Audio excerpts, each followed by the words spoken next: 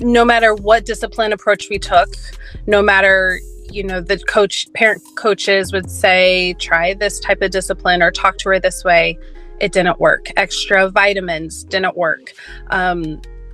She would still, at least every couple of days, have a violent tantrum. So to me, I just kept searching and searching, not giving up, but also kind of questioning, was this just her personality? Is this just something we would have to deal with? Welcome to the Soaring Child podcast, where parents of children with ADHD learn tips and tricks to help their child soar at home, at school, and in life. We feature interviews with experts, medical professionals, and parents just like you who are learning how to reduce ADHD symptoms using food and other natural strategies. Because children with ADHD deserve to soar just like every other child. I'm Dana Kay, your host. Hello, parents. This is Dana Kay here with another edition of the Soaring Child podcast.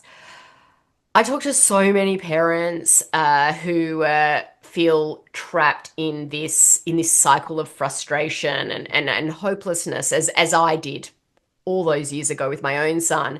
They tried everything, the parenting books, the doctors, coaching, even prayer for some families, but nothing really seems to truly help their child regulate their emotions or their focus or just feel happy inside themselves. And that was exactly the case for today's guest. And for years, she searched for answers to her daughter's daily meltdowns, her violent tantrums and unpredictable moods. And she really questioned everything. Was it ADHD? Was it ODD? Was it blood sugar issues? But no one had a real solution until she found something that finally made a difference. And today, I'm so grateful that she is here to share her powerful journey, from struggling to get through the day to waking up to a completely different child, and what finally worked to really bring peace back to her home. So if you're listening right now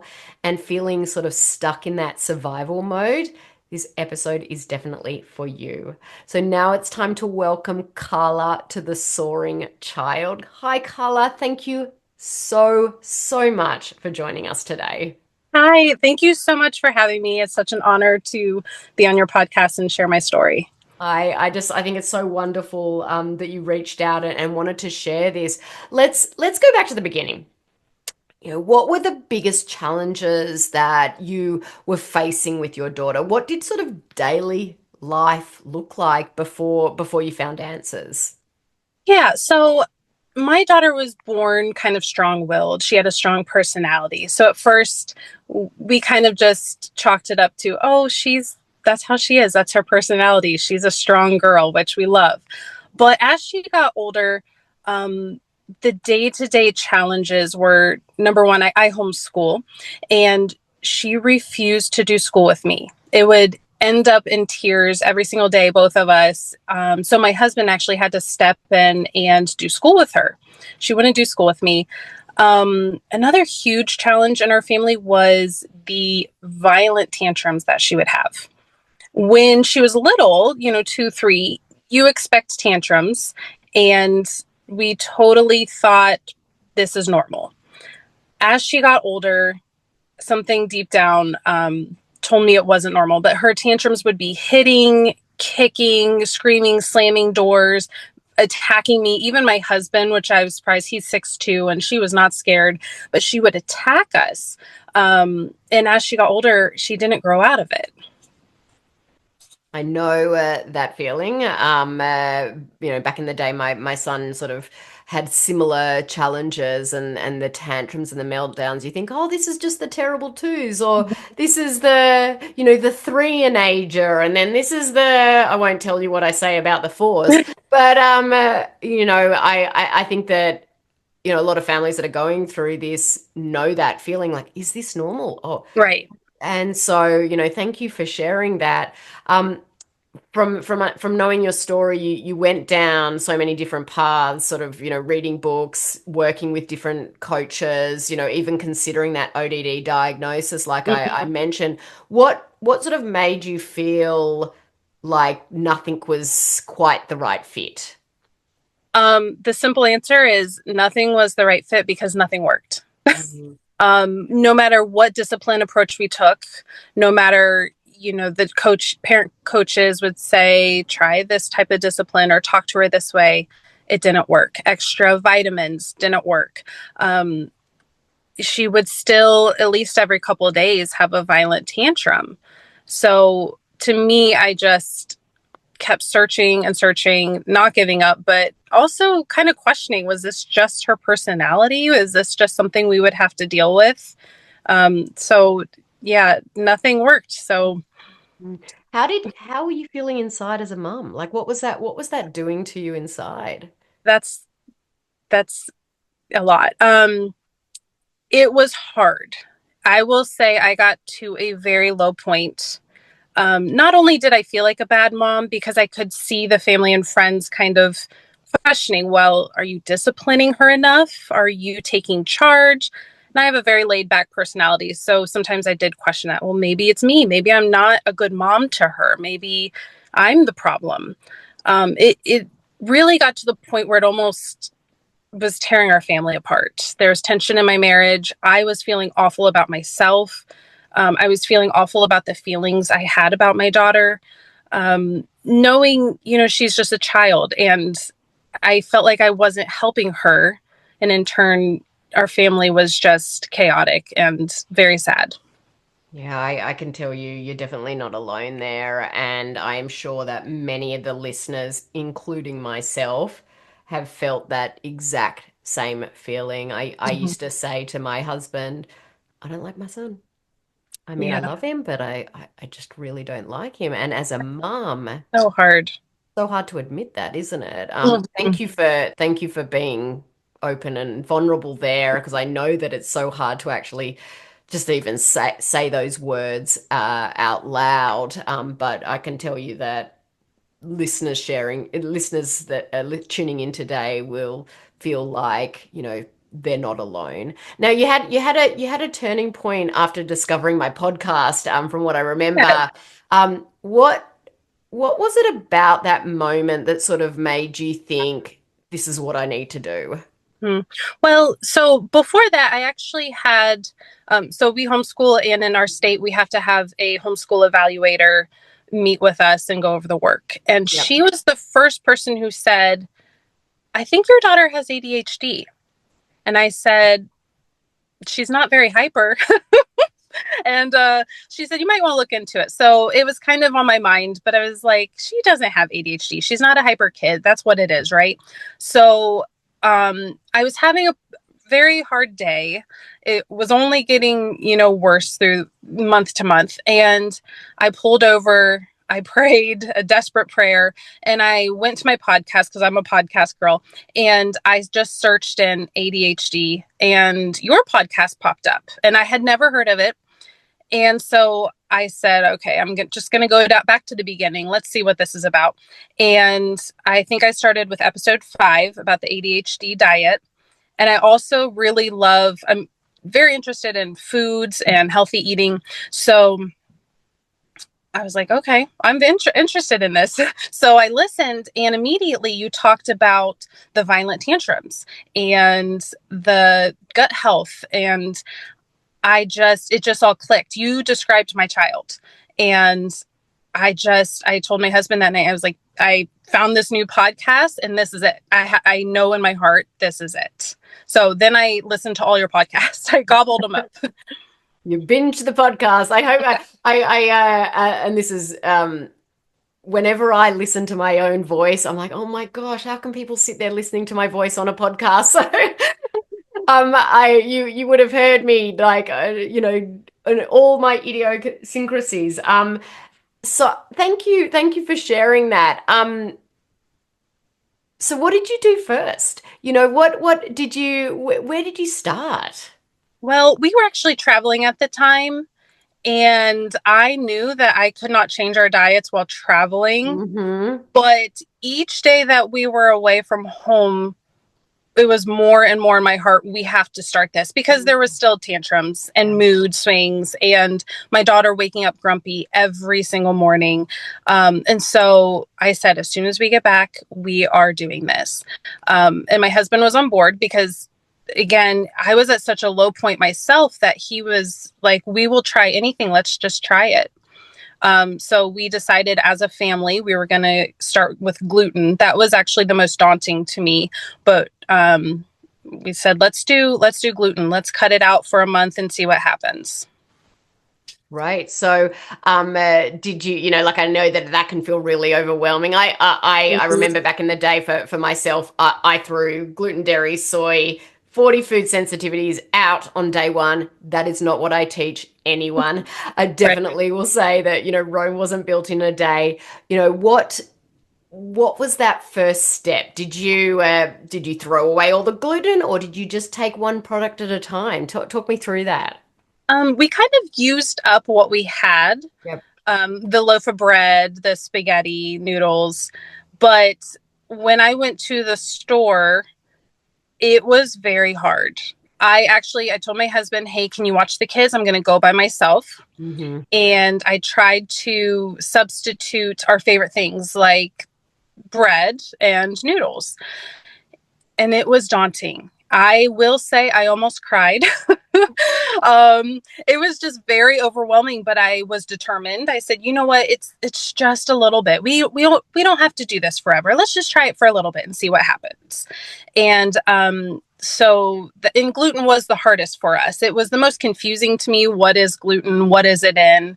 And so that's what we started with. But I will say very quickly, we learned how to grocery shop. And about after 2 visits, it wasn't even a big deal anymore. Yeah, I think the thought of it is sometimes more overwhelming than just getting started. I always, as we go through the program, you would obviously know that I say it a lot. Rome wasn't built in a day, but what we're trying to do is just slowly adjust your normal to a new normal. And once it Hmm. becomes your new normal, it's not hard anymore. No. So talk me through, what changes you saw in your daughter. Like, how quickly for you did you start seeing some of those changes? Well, I know this doesn't happen with every child, but the first day she went gluten free, the next day she woke up happy. That had not happened in years. We thought she just was not a morning person. She had low blood sugar, anything. She woke up happy. And I kind of cried tears of joy, but I also didn't believe it. I said, oh, well, maybe tomorrow she'll wake up grumpy again and it'll take, till lunchtime for her to be happy. No, she has not woken up in a bad mood since that day. So every morning has been amazing, which in turn, my mental health has been great. I can tackle the day and take on the challenges without being drained first thing in the morning with tantrums. It's life changing. Carla, I I can't I can't even imagine. know Like, it I, makes I me a have little emotional. I have like all my legs have got goosebumps right now. Mm. What was that? What was your feeling inside? And your husband's as well. I know we don't talk Yes. about the husbands very often, but Yeah. what was that reaction when she woke up happy? Because that's all we want, isn't it? That was amazing. I felt not only good for her, I just said, we're never going back. I don't care how hard it is to cut gluten. We are never going back. We'll figure it out. And so I was even more determined then to just get that out of the house. I can't even imagine because, just that seeing them happy, that's all we want. And just Yeah. seeing that happiness in our house, it just changes everything. Hmm. So beyond tantrums, what are some of the biggest changes that you've noticed, and not just in your daughter, but in your entire family? Um, I I want to say we are just proving that we're very adaptable. I have a son too that's younger than her, and we will, even now traveling, we can find a little bit of food. It's a little harder, fast food restaurants that we try not to eat at anyway. But we're so adaptable. We've been able to pack snacks, and as a family, oh, I'm sorry, we're not going to eat that. My son even says, hey, mom, does this have gluten in it? And they're not really complaining about things that they can't have because we actually have plenty that we can have. Yeah, 100%. You don't realize until you actually go down that path. Now, in terms of, symptoms with your daughter, what other improvements have you seen? Well, an awesome thing is about 2 weeks in, I think, of going gluten free, I said, I'm going to test the waters. Let's be crazy and ask if she will do school with me. And she said yes. And so for the first time in over a year, we did her math, and it was incredible because as a stay-home homeschooling mom, I wanted to connect with her and spend the time with her during the day and also not put that on my husband's plate to come home from work and have to do school. So it was amazing. And I will say she still doesn't do school with me every day, but she does it with me sometimes, which is amazing after flat out refusing and tears, years before. So now she doesn't love school, but she does it with me now. So it's awesome. Oh, that's amazing. Now, it just makes my heart so happy. But look, there are parents listening right now, probably who feel sort of stuck. They don't know where to start. What advice, having gone through this whole journey, what Mhm. advice would you give them? A few things. Number one, just try it. You just try it. It sounds hard, and don't say, well, we don't have much gluten anyway. 100% just go for it. Again, it doesn't have to be forever, but you know what? It probably will be because it'll work. So just try it, get everybody on board, do it as a family, and it's not that scary. It is daunting, but you can do it. You can definitely do it. And you're a perfect example of showing that you Mhm. just did it. And your daughter and your whole family um, have have benefited so much. Now, I ask every guest this. If you could share one small actionable tip that parents can start using today, what would that be? Um, I think I chose the hardest to get rid of gluten. That was the hardest for me, the biggest impact. But if you make a list of the gluten, dairy, soy, artificial dyes, processed sugar, maybe start with what you don't use a lot. Say your family doesn't eat a lot of artificial dyes, but maybe some. Just get rid of it. Just get rid of it. And then 2 weeks, a month later, try another one and get rid of that as well. I think that would be a really easy way to ease into getting rid of the inflammatory foods. That is perfect. Rome wasn't built in a day. Exactly. Don't need to throw everything out at once.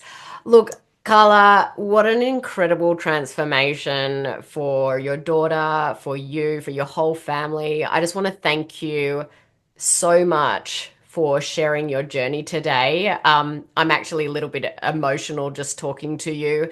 Um, because you've just been really open and honest, and I think that your insight and your story are going to give so much hope to other parents who are still searching for answers. So I just want to thank you so much for joining us today. You're so welcome. Parents, if today's story resonated with you, if you're hearing yourself in this journey, take it as a sign. There is hope. Karla's a perfect example of that. There is something you can do to help your child. Maybe the first step is simply learning more. Binge on my podcast, but sorry in advance for my accent. Join our free Facebook community, which is the ADHD Parent Nutrition Support Group, or start with one small change in your child's diet. And if you know another parent who's struggling, please share this episode with them. Sometimes all it takes is hearing one success story to give someone that courage to really, really take action. And don't forget to subscribe so you never miss an episode that's filled with real stories, expert insights, and practical strategies to help your child thrive. Listeners, thank you for tuning into this week's episode of The Soaring Child. I'm Dana Kate, your ADHD health practitioner. Keep on thriving. Thank you for listening to the Soaring Child podcast today. To learn more about how to help your child with ADHD soar using natural strategies, visit our website at adhdthriveinstitute.com and follow us on social media at ADHD Thrive Institute.